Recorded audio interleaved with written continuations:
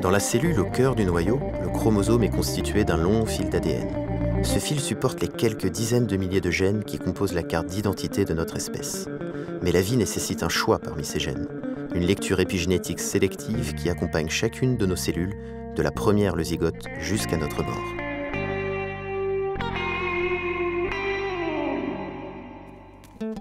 L'épigénétique a progressé en comparant de vrais jumeaux.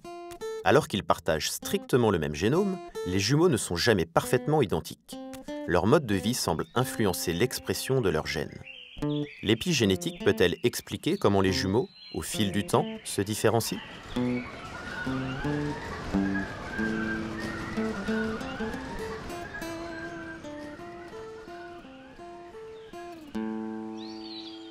Donc, au sein d'une ruche, les ouvrières et les reines en fait, sont des jumelles. Elles ont un capital génétique, elles ont exactement les mêmes gènes puisqu'elles proviennent toutes de la même mère. Donc comment est-ce qu'on atteint cette diversité à partir de mêmes gènes, hein ? Ce sont des jumelles, je le rappelle. Et on a un peu compris maintenant comment ça se passait, c'est via l'alimentation. Donc si on veut se placer dans le même contexte que les abeilles, chez les populations humaines, il faudrait aussi identifier des populations qui sont génétiquement identiques, qui sont vraiment homogènes.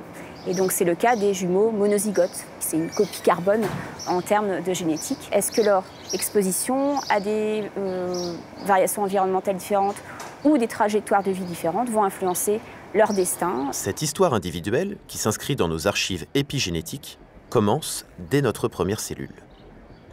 Lors du développement, en fait, une cellule va devoir prendre une destinée, prendre une spécialisation. Et ça, on sait que l'épigénétique joue un rôle important sur ce processus. Et comment est-ce que cette cellule s'engage dans une destinée ? C'est en fonction en fait, de son environnement proche, c'est-à-dire ce que vont lui transmettre ses cellules voisines, mais également le reste du corps via des hormones, etc. Et suite à ces signaux, elle va s'engager vers une destinée cellulaire et cette identité cellulaire va être confortée, va être consolidée par des modifications, des marques épigénétiques. Donc ça, c'est la décision initiale. Et on peut se demander maintenant, effectivement, est-ce que cette cellule aussi peut être sensible à l'environnement externe ? Puisque là, on parlait de l'environnement interne. Donc l'environnement externe qui serait l'alimentation, le stress, l'exposition à des agents perturbateurs ou des agents polluants.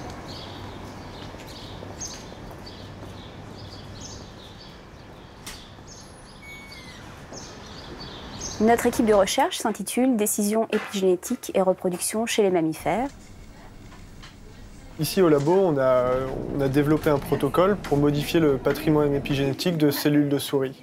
Donc en fait, ça marche de la même façon que la gelée royale chez les abeilles, c'est-à-dire qu'en donnant des composés chimiques différents aux cellules, on va modifier leur patrimoine épigénétique.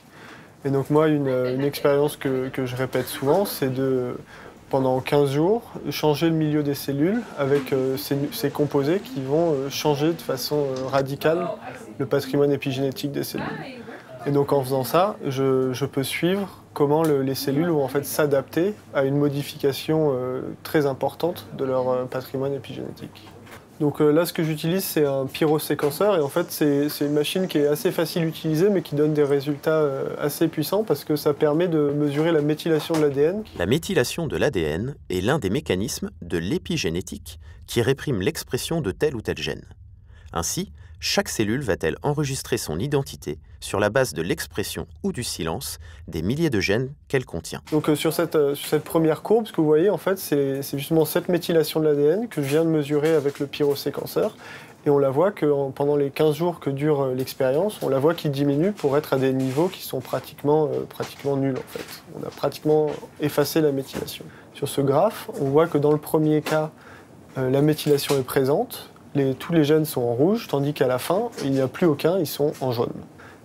Donc là, sur ces images, on voit vraiment bien les différences de morphologie entre les deux conditions. Donc là, on est toujours sur des cellules souches de souris. Et donc là, on voit bien que les cellules sont assez plates. Elles ont des petites excroissances qui partent sur les côtés, tandis que dans la deuxième condition, là, les cellules sont très compactes. Ça forme des petites boules qui sont très solides. Et donc l'intérêt de cette expérience, c'est de comprendre comment l'ensemble des gènes va s'adapter à une modification radicale de son patrimoine épigénétique. Et en fait, c'est très intéressant parce que c'est quelque chose qui se passe naturellement pendant le développement embryonnaire, où les patrimoines ils sont complètement remodelés. Et donc être capable de recréer ça dans des conditions contrôlées en laboratoire, ça nous permet de mieux comprendre ce qui se passe dans un développement normal.